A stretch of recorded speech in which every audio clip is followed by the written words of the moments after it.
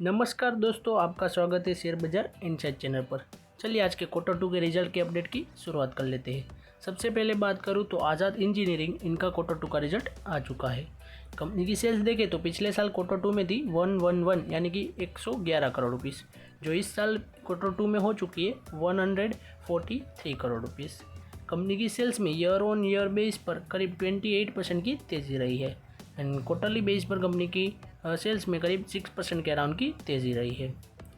Company का net profit देखें तो आप यहां पर देख सकते हैं पिछले साल Q2 में था 21 करोड़ रुपीस, जो इस साल Q2 में हो चुका है 33 करोड़ रुपीस। कंपनी के नेट प्रॉफिट में ईयर ऑन ईयर बेस पर करीब 57% की तेज़ी रही है एंड क्वार्टरली बेस पर भी कंपनी के नेट प्रॉफिट में 10% के अराउंड की तेज़ी रही है।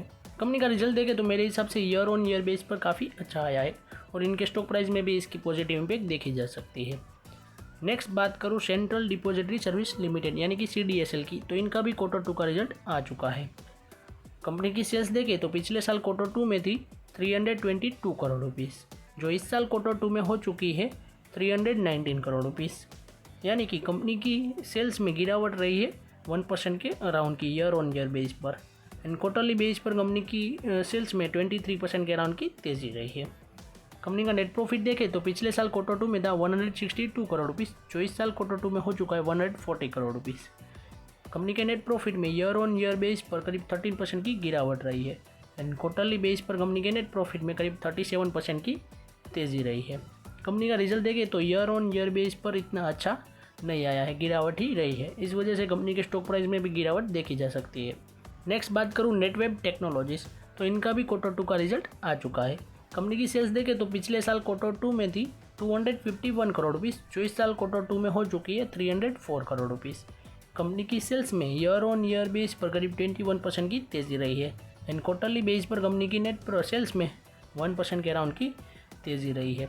कंपनी का नेट प्रॉफिट देखें तो पिछले साल Q2 में था 26 करोड़ रुपीस, जो इस साल Q2 में हो चुका है 31 करोड़ रुपीस। कंपनी की नेट प्रॉफिट में ईयर ऑन ईयर बेस पर करीब 19% की तेज़ी रही है एंड क्वार्टरली बेस पर कंपनी के नेट प्रॉफिट में करीब 3% के अराउंड की तेज़ी रही है।